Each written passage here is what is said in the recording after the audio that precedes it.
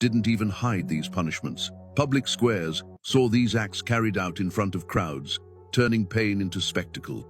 One chilling court record from Bavaria in the 16th century lists the sentence of a woman accused of killing her newborn.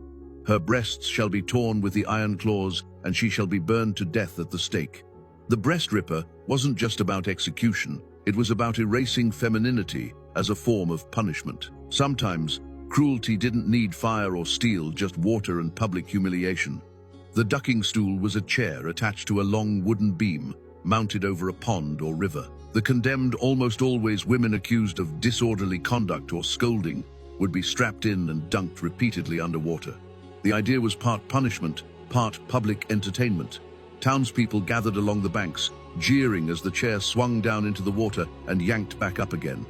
Records from the 17th century showed ducking sessions lasting for hours. Women were dunked over and over until exhaustion, hypothermia, or drowning ended it.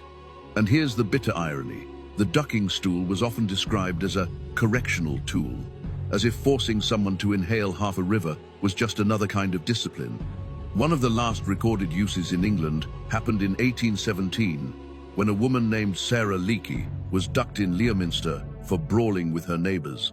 By then, the punishment was already considered old-fashioned, but that didn't stop locals from turning it into a public event. Across early modern Europe, confessions weren't always spoken. Sometimes they were screamed.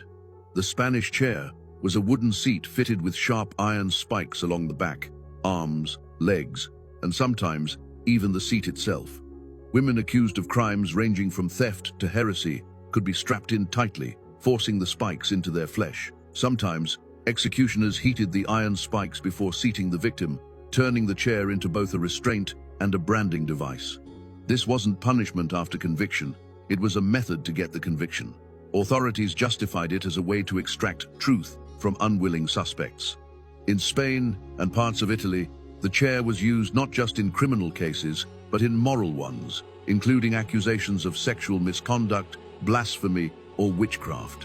One surviving example, kept in a museum in Ghent, Belgium, has over 1,500 metal points and heavy iron bars to keep the victim immobile. The goal wasn't to kill immediately, it was to hold someone in unbearable pain for hours or days until they confessed to whatever the court wanted to hear. Not all punishments were bloody, but that didn't make them less damaging. In many parts of Europe, the Middle East and Asia, convicted women were marched through the streets in shaming parades. Heads were shaved, clothes torn, sometimes bodies smeared with filth or ash. The goal wasn't physical destruction, it was social death. A woman